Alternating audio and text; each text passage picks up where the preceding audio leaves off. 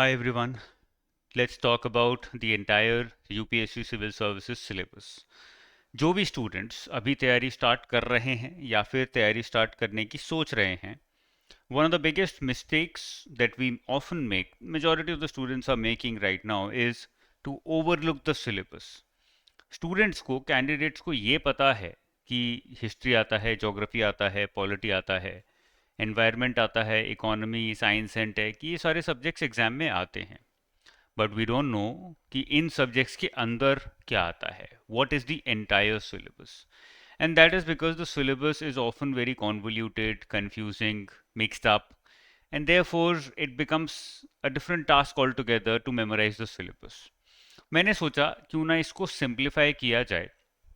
अगर पूरा syllabus candidates को अच्छे से पता होगा, स्ट्रक्चर्ड तरीके से पता होगा, याद होगा, automatically your preparation becomes easier, or at least it seems easier, because now you know the syllabus in detail.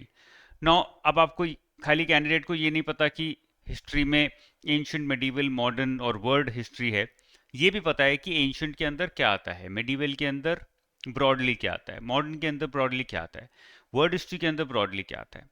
ये सब पता होना ज़रूरी है, उससे कॉन्फिडेंस मिलता है, और वो कॉन्फिडेंस आपको एग्ज़ाम की तैयारी में काफ़ी हेल्प करता है. So it's a confidence building measure जो भी किसी भी कैंडिडेट को who is starting with his or her prep should go through, जिससे कि आपकी प्रिपरेशन ज़्यादा सिंप्लीफाइड लगे. चाहे हो ना हो वो अलग पॉइंट है, लेकिन लगनी भी चाहिए सिंप्लीफाइड. उससे बहुत कॉन्फिडेंस आता है, उससे बहुत ऐसा लगता है कि हाँ मैं कर लूँगा या मैं कर लूँगी, and that matters a lot. तो आज हम क्या करेंगे, एक एक करके सारे जीएस 1 2 3 4 सबके चैप्टर्स या फिर सिलेबस को एक स्ट्रक्चर्ड तरीके से समझेंगे, और उस स्ट्रक्चर के थ्रू उसको एक सिंप्लीफाइड फॉर्म देने की कोशिश करेंगे. That is what we are going to do today. ठीक है, स्टार्ट करते हैं. जीएस 1 2 3 4 उस स्ट्रक्चर को हम चेंज नहीं करेंगे. सबसे पहले जीएस 1 उठाएंगे. मैंने हर एक सब्जेक्ट के पहले लिख दिया है कि समरी जीएस 1 में क्या है और डिटेल्ड में जीएस 1 में किस तरह से सिलेबस डिवाइडेड है.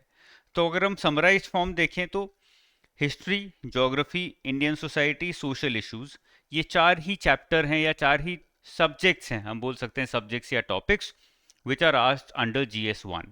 अब हिस्ट्री के अंदर क्या आता है, ज्योग्राफी के अंदर क्या आता है, इंडियन सोसाइटी के अंदर क्या आता है, सोशल इश्यूज के अंदर क्या आता है, वो देखते हैं एक एक करके.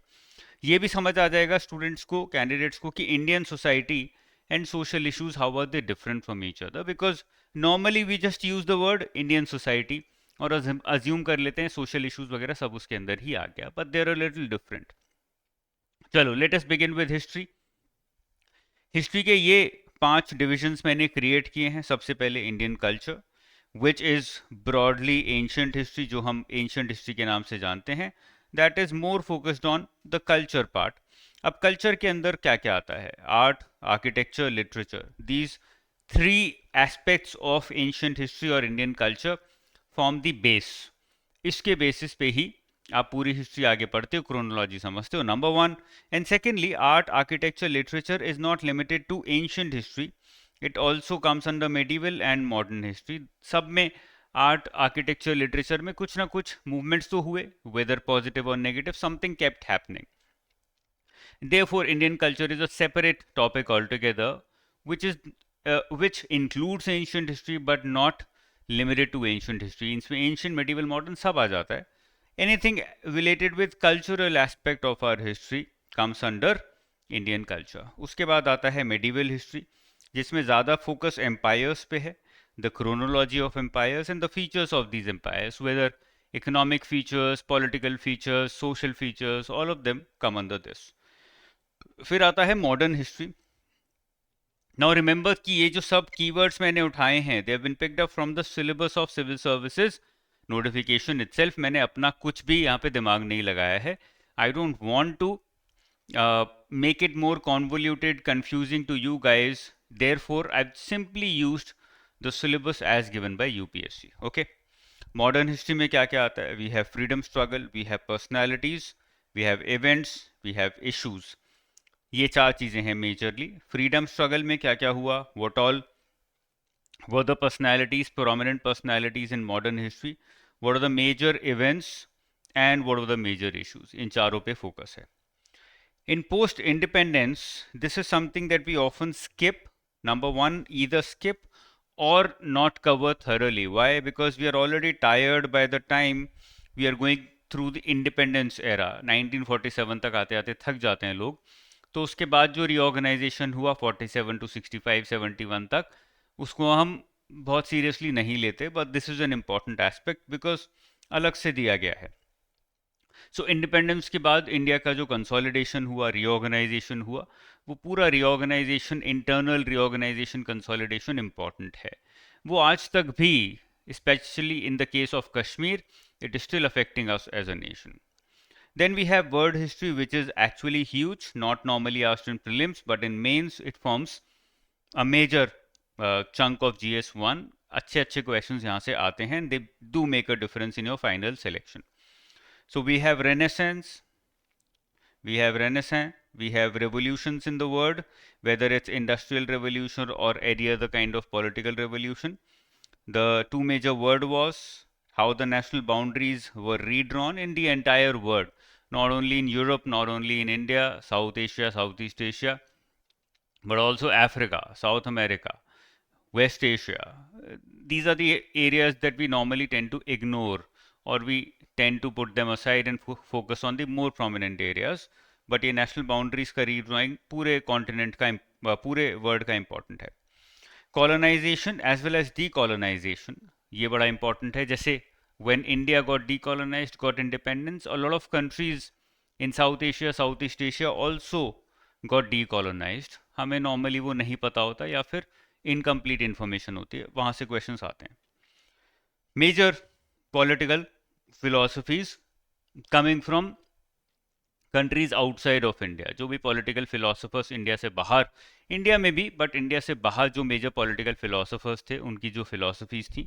Now this is connected with GS4 also, क्योंकि वहाँ पे भी हम फिलोसफर्स की फिलोसफीज की बात करते हैं.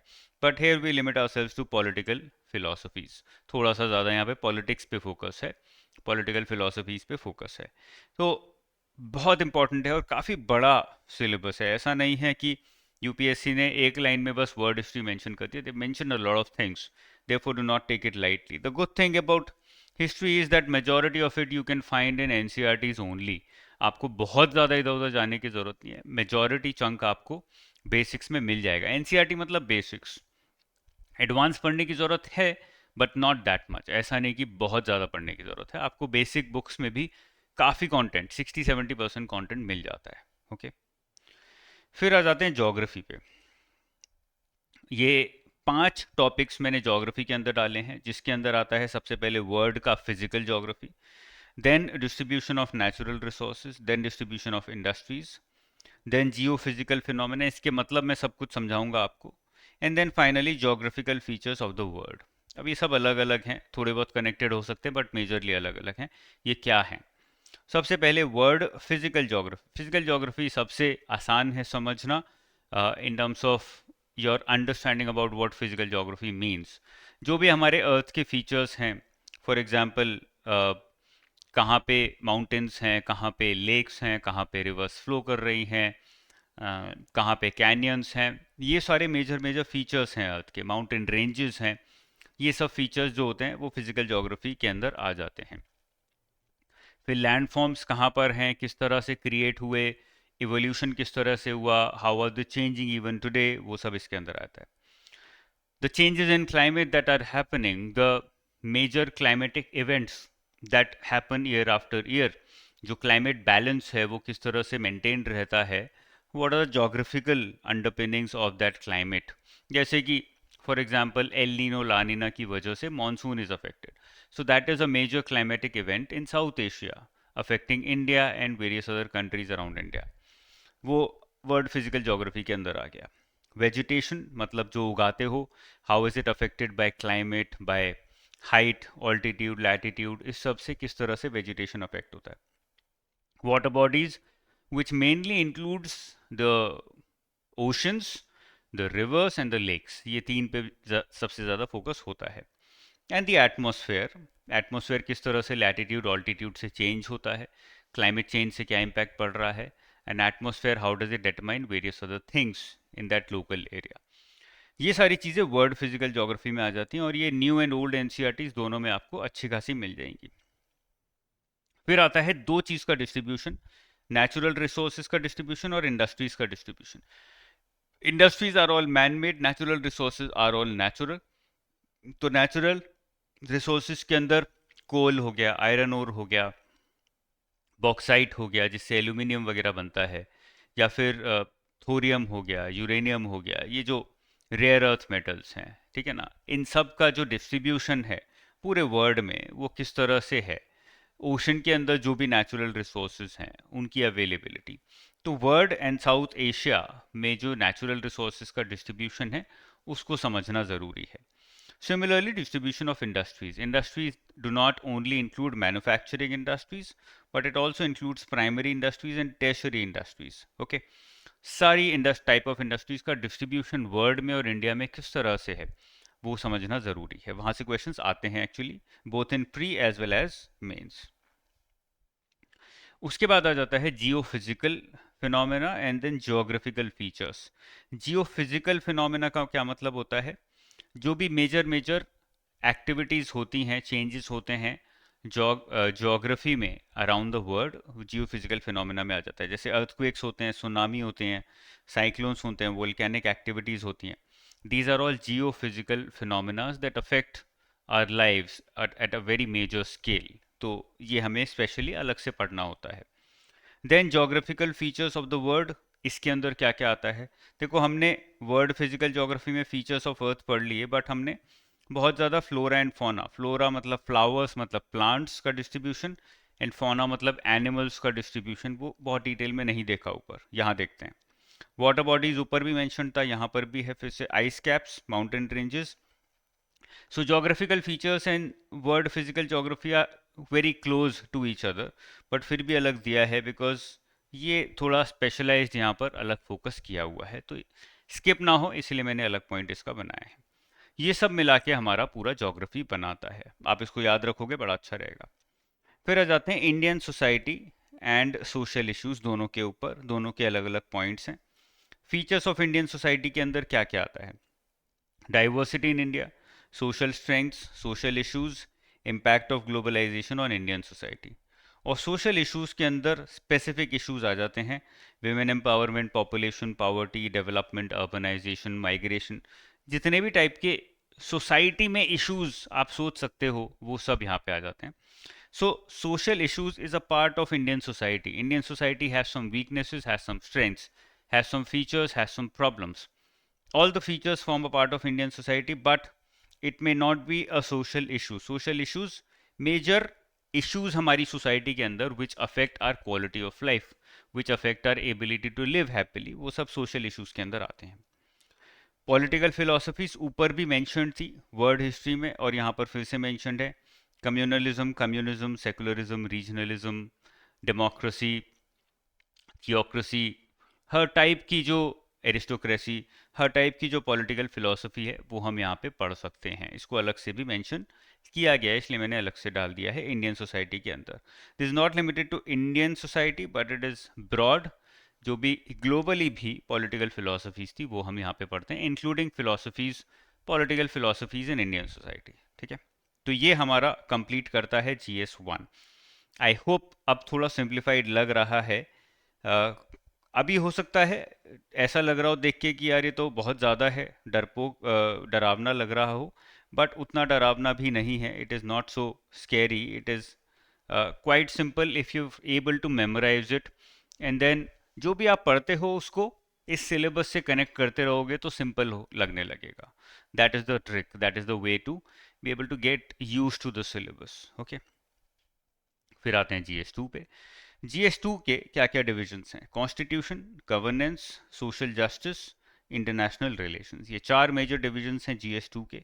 डिटेल में अगर हम जाएं, कॉन्स्टिट्यूशन में क्या क्या दिया हुआ है, कॉन्स्टिट्यूशन के बहुत सारे पार्ट्स हैं, total 8 major parts under the constitution. क्या क्या आता है, सबसे पहले इंडियन कॉन्स्टिट्यूशन एक पॉइंट है जिसमें history, evolution, features, amendments, provisions, basic structure, basically entire Indian constitution comes under this. उसके बाद parliament and state legislature, legislature, judiciary, executive, although all these three are a part of Indian constitution, but मैंने अलग से भी mention किया है, why?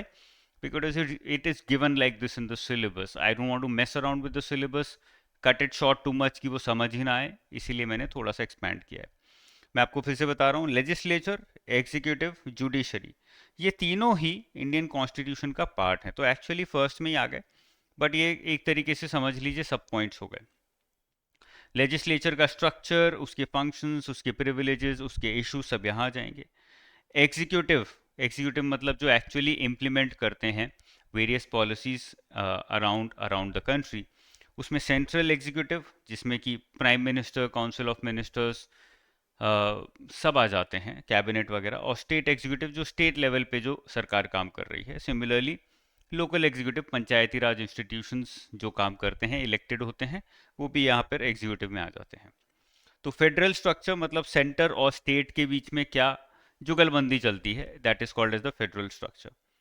How are powers devolved, finances किस तरह से डिस्ट्रीब्यूट होते हैं, फंक्शंस क्या हैं यूनियंस के और स्टेट्स के, मिनिस्ट्रीज के और डिपार्टमेंट्स की, ये सारी चीज़ें हम एग्जीक्यूटिव के अंदर देखते हैं। इंडियन जुडिशरी का स्ट्रक्चर क्या है, किस तरह से स्ट्रक्चर्ड है, supreme court, high courts and then district courts, और उनके फंक्शंस क्या क्या हैं वो सब यहाँ आ जाता है। Various types of institutions, weather it is constitutional, non constitutional, सब इधर आ सकते हैं। Separation of powers among these various institutions, dispute redressal mechanisms क्या हैं इन इंस्टीट्यूशंस के अंदर, इनका स्ट्रक्चर क्या है इन ऑर्गन्स का, और Panchayati Raj institutions because it is another institution, वो भी यहाँ पर डाल दिया गया है।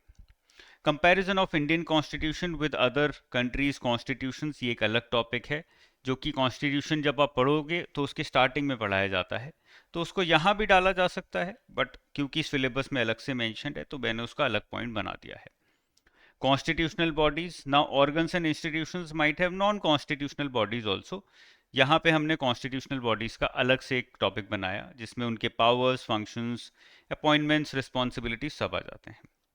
वेरियस स्टैट्यूटरी मतलब जो लॉ ने बनाई है, रेगुलेटरी बॉडीज जैसे कि RBI, SEBI, NABARD, all these kinds of bodies, and quasi judicial bodies जिनको पूरी जुडिशरी की पावर्स नहीं है, जैसे कि debt recovery tribunal, quasi judicial body हो गई, जो कि जुडिशरी का पार्ट नहीं है but even then it can take decisions, तो क्वाज़ाई जुडिशियल बॉडी है। तो ये सब हमारा कॉन्स्टिट्यूशन का पार्ट बन जाता है, ये सब आपको कॉन्स्टिट्यूशन के अंदर पढ़ना है। इसका फायदा यह है कि जब पढ़ना शुरू करोगे तो जब पढ़ाई खत्म हो जाएगी कॉन्स्टिट्यूशन की, तो आपको समझ आ जाएगा कि यार ये मैंने छोड़ दिया है, या ये टॉपिक्स मैंने अच्छे से नहीं किए, तो इन पे टाइम थोड़ा सा लगा देते हैं।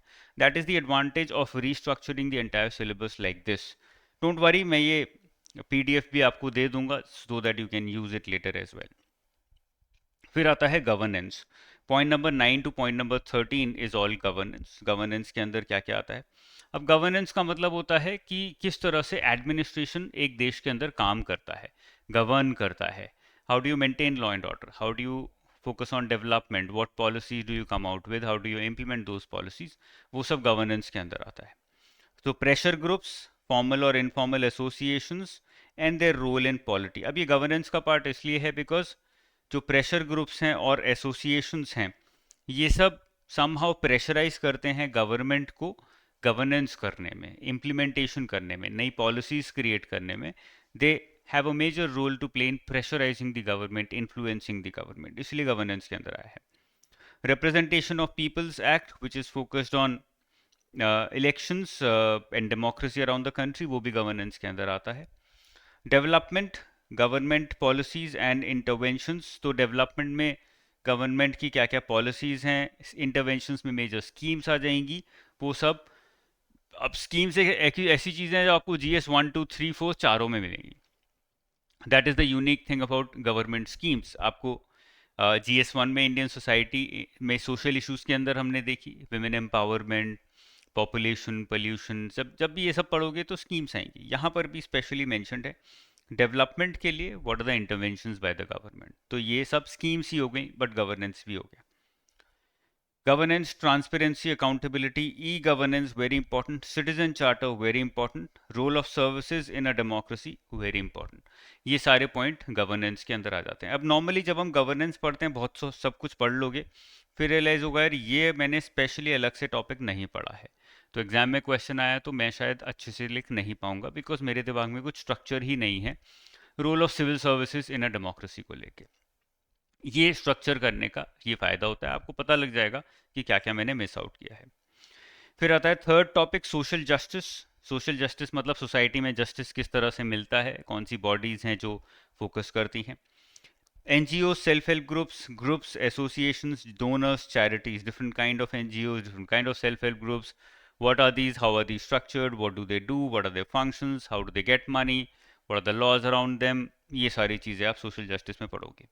Welfare schemes, institutions and bodies constituted for vulnerable sections, issues in development of social sectors like health, education, poverty, hunger, इन सब सोशल इश्यूज को रिजॉल्व करने के लिए क्या क्या इंटरवेंशंस लिए जाते हैं वो सब सोशल जस्टिस में आ जाता है। Again very heavily focused on government schemes, but उसके अराउंड और भी कुछ चीज़ें हैं जैसे NGO, self help groups, associations, charities, इनके बारे में आइडिया होना चाहिए।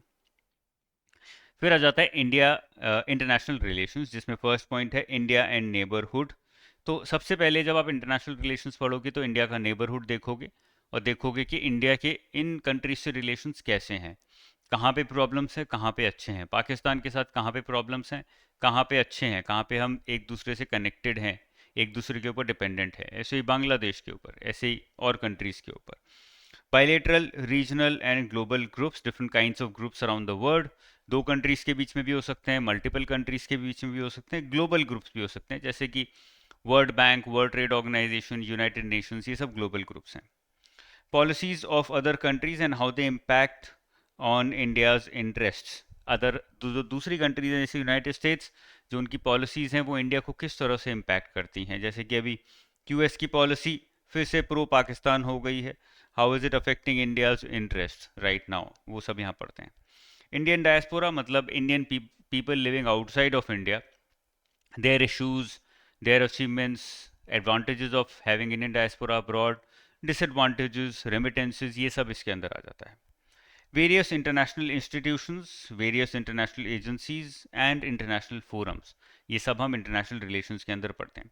Normally हम international relations के अंदर बस कंट्रीज़ के बीच में रिलेशंस देखते रहते हैं और ये सारी चीज़ें भूल जाते हैं, तो इसलिए ये सारी चीज़ें बड़ी इंपॉर्टेंट हैं और आपको स्किप नहीं करनी है। That is the learning that we get from here. फिर आते हैं हम GS3 के ऊपर, which is my favourite portion, my favourite part.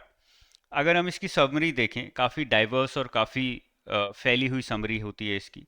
Economy, agriculture and economy, which is becoming more and more important day after day. Biodiversity and environment, internal security, disaster management, science and tech. तो ये 1 2 3 4 5 6 topics हमारे GS3 के अंदर हो गए, which is the largest, the biggest, the most topic so far. Okay, और आप देखोगे GS3 में स्टूडेंट्स के सबसे कम नंबर भी आते हैं। टॉपर्स के मार्क्स भी देख लोगे ना अगर, तो आपको रियलाइज़ होगा कि टॉपर्स के अगर GS4 में 120 हैं, GS2 में लेट्स से 110 हैं, GS1 में लेट्स से 108 हैं, तो GS3 में उसके 95 होंगे। That is the difference in GS3 that we are witnessing year after year after year. Every year it's the same story. वो इसलिए क्योंकि टॉपिक्स बहुत ज़्यादा हैं और बहुत सारे टॉपिक्स हम स्किप कर देते हैं एग्ज़ाम से पहले, जिसकी वजह से हमें सफ़र करना पड़ता है। पहला टॉपिक उठाते हैं इंडियन इकोनॉमी, उसका एक ही पॉइंट है।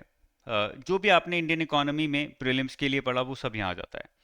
Growth, development planning, inclusive growth, government budgeting, liberalization, industrial policies, infrastructure, investment models, mobilization of resources, employment, ये कुछ टॉपिक्स यहाँ मेंशन है, but the entire Indian economy that we read, including banking, financial system, financial market, सब कुछ यहाँ पर आ जाता है। उसके बाद आते हैं एग्रीकल्चर एंड इकोनॉमी, जिसके दो मेजर पोर्शंस या पार्ट्स मैंने बनाए हैं। फर्स्ट पार्ट है major crops and the cropping patterns in the country, ये ज़्यादा फोकस्ड इंडिया पे है। इरिगेशन सिस्टम्स इंडिया में क्या है और कैसा परफॉर्म कर रहे हैं, इसमें सारे मेजर डैम्स भी आ जाएंगे, लोकेशन आ जाएंगी, उनकी कैपेसिटी आ जाएगी, वो सब चीज़ें आ जाती हैं। ट्रांसपोर्ट एंड मार्केटिंग और of agricultural produce, very important, ये इसके अंदर आता है कि एग्रीकल्चर जब बन जाता है, प्रोड्यूस हो जाता है, उसके बाद उसकी ट्रांसपोर्टेशन और मार्केटिंग में क्या क्या हो रहा है और क्या क्या प्रॉब्लम्स हैं, क्या क्या एडवांटेजेस हैं, वो सब चीज़ें। E technology for farmers, which is basically digitalization of farming in India, ये एक अलग टॉपिक दिया हुआ है, फ्यूचरिस्टिक है काफ़ी। फिर दूसरा पार्ट है farm subsidies and minimum support price, public distribution system. ये मेजर फोकस इसका है, सरकार के इंटरवेंशंस पे फोकस्ड है। Issue of buffer stocks and food security, यहाँ पे फूड सिक्योरिटी एक्ट वगैरह सब कुछ आ गया। टेक्नोलॉजी मिशंस, किस तरह से एग्रीकल्चर में टेक्नोलॉजी धीरे धीरे बढ़ रही है। पहले हमारा था green revolution, then green revolution 2.0, then ever green revolution, तो ये सब चीज़ें इसके अंदर आती हैं। इकोनॉमिक्स ऑफ एनिमल रेयरिंग बड़ा इंपॉर्टेंट है, इसको हम नॉर्मली स्किप कर देते हैं। Agriculture also includes horticulture, animal rearing सब कुछ आता है उसके अंदर। Food processing, supply chain management and land reforms, यहाँ से तो क्वेश्चंस रेगुलरली समहाउ आ रहे हैं और उल्टे उल्टे क्वेश्चंस आ रहे हैं। तो देखो सिलेबस में स्पेसिफिकली ये मेंशन्ड है, इसलिए यहाँ से पूछा जा रहा है, जिसको हम इग्नोर कर देते हैं, एक लाइन में पढ़ के छोड़ देते हैं। पढ़ना चाहिए था पूरे एक दिन के लिए। This is the mistake that we make. So this is how this entire syllabus distribution and restructuring helps you. जो भी हो गया उसको ऐसे क्रॉस कर दो या टिक कर दो, तो आपको पता है यार ये मैंने कर लिया है। तो at the end of your syllabus learning cycle आपको पता लग जाएगा एज अ कैंडिडेट कि भाई ये टॉपिक्स मेरे छूटे हुए हैं, इनमें 4-5 दिन 10 दिन लगा देता हूँ। There is nothing wrong in doing that. फिर आता है science and tech. Science and tech में बहुत ब्रॉड चीज़ें दी हुई हैं, so everything and everything that comes under science and technology in the world, including basics as well as current event, सब कुछ आ गया इसके अंदर। Developments and application of science and technology in everyday life तो बहुत ही ब्रॉड हो गया। Achievements of Indians in science and tech, ये थोड़ा स्पेसिफिक है, इस पे स्पेसिफिकली काम भी किया जा सकता है। आप 10 लोग, 15 लोग, 50 लोग की लिस्ट बना सकते हो इंडियंस की जिन्होंने साइंस एंड टेक में कंट्रीब्यूट किया इन द पास्ट 70-75 ईयर्स, और probably before independence also. Indigenisation of technology very important, धीरे धीरे इंप्रूव हो रहा है, इसके बारे में डिटेल्स पता होनी चाहिए हमें as a candidate. Awareness in IT, space, computers, robotics, nanotech, biotech, ये सारा करंट अफेयर्स से कनेक्टेड हो गया। Issues of intellectual property rights, this is something that we skip on. तो यहाँ पे इंटेलेक्चुअल प्रॉपर्टी राइट्स के जो एक्ट्स हैं और उनका इम्प्लीमेंटेशन है वो सब भी आ जाते हैं। Okay, the next topic is environment, उसके अंदर आ जाता है conservation, environmental pollution and degradation, environmental impact assessment.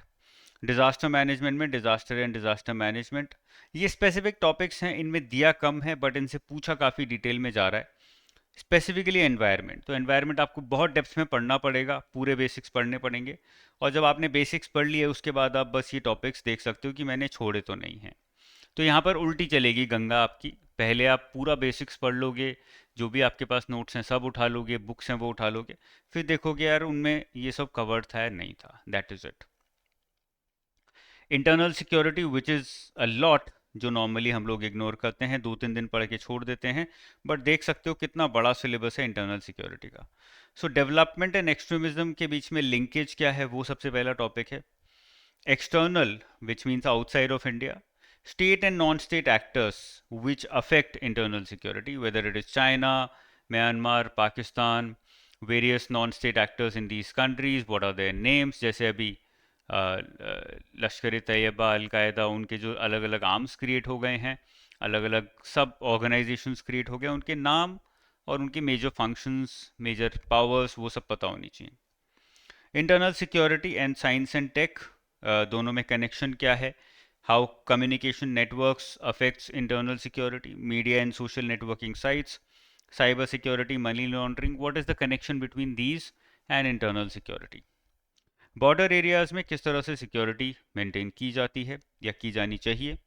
Organised crime का मतलब क्या है, टेररिज्म का मतलब क्या है, किस तरह से पूरे वर्ल्ड में स्प्रेड हो रहा है, हुआ है पास्ट में, वो सब पता होना चाहिए।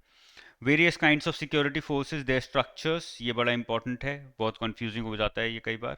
Agencies and what do they do, their mandate, तो ये पूरा एडमिनिस्ट्रेशन ओरिएंटेड हो गया।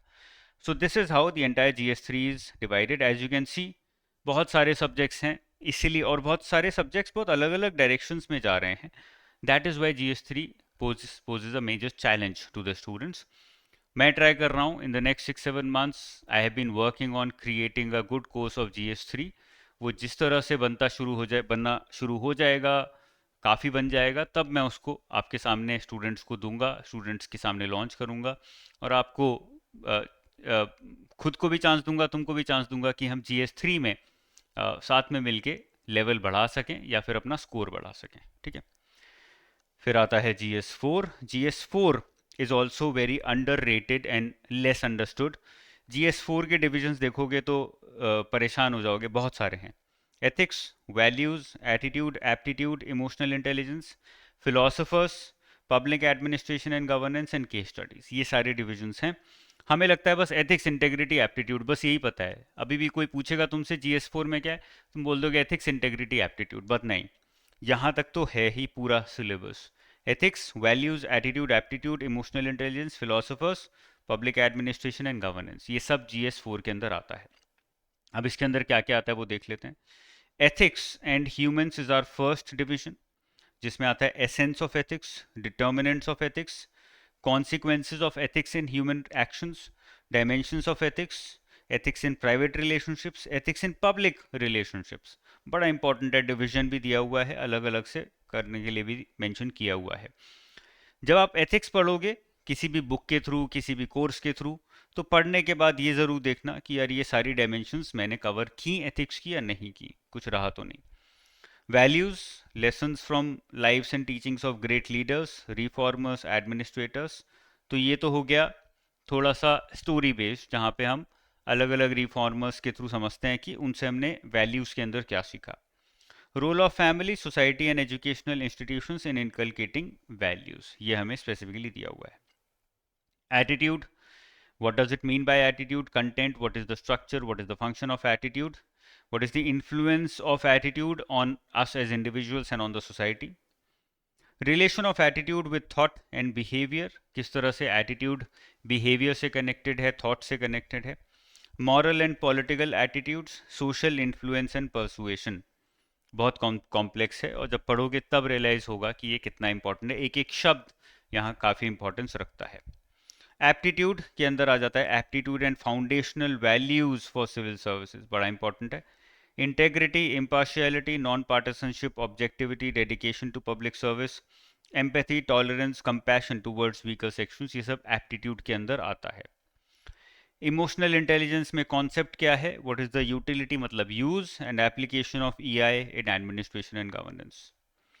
फिलोसफर्स के अंदर आता है what is the contribution of moral thinkers and philosophers from India and the world. And public administration and governance, जो हम नॉर्मली इग्नोर कर देते हैं, अच्छे से नहीं पढ़ते हैं, उसके अंदर बहुत कुछ आता है, ये नहीं है खाली ये देखो नीचे तक है, ये सब all of this is a part of public administration and governance. एक बार देख लेते हैं। Public service, values and ethics in public administration, concept of public service, ethical concerns and dilemmas in government and private institutions, क्या क्या जब आप सरकार में काम करते हो, एडमिनिस्ट्रेशन कर रहे हो, गवर्न कर रहे हो, तो क्या क्या एथिकल कंसर्न्स आएंगी या डायलेमास आएंगे।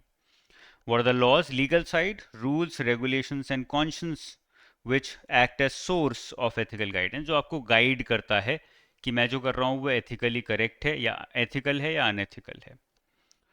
Accountability and ethical governance, strengthening ethical and moral values in governance, ethical issues in international relations, ये हमने कनेक्ट कर दिया ethics को international relations से।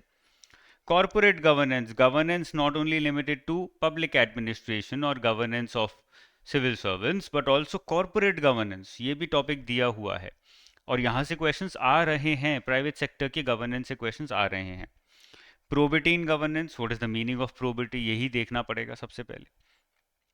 Philosophical basis of governance and probity, information sharing and transparency in government, तो हम public administration की तरफ ले गए अब थोड़ा सा ज़्यादा। और राइट टू इन्फॉर्मेशन, पूरा पब्लिक एडमिनिस्ट्रेशन आ गया। Code of ethics, code of conduct, citizen charter, work culture, quality of service delivery, utilisation of public funds and the challenge of corruption, ये सारे अलग अलग टॉपिक्स हैं जो कि which form a part of public administration and governance. तो देखो, जिसको हम सबसे कम इम्पोर्टेंस देते हैं GS4 में या सबसे कम टाइम देते हैं, वो सबसे लंबा है। But to be able to understand the entire public administration and governance अच्छे से, you need to be able to understand this, all of this, point number 1 to point number 6, तभी आप पब्लिक एडमिनिस्ट्रेशन एंड गवर्नेंस के topics को appreciate कर पाओगे। तो GS4 दिखने में छोटा लगता है बट एक्चुअली है नहीं, और इसलिए GS4 में वेरिएशन बहुत है।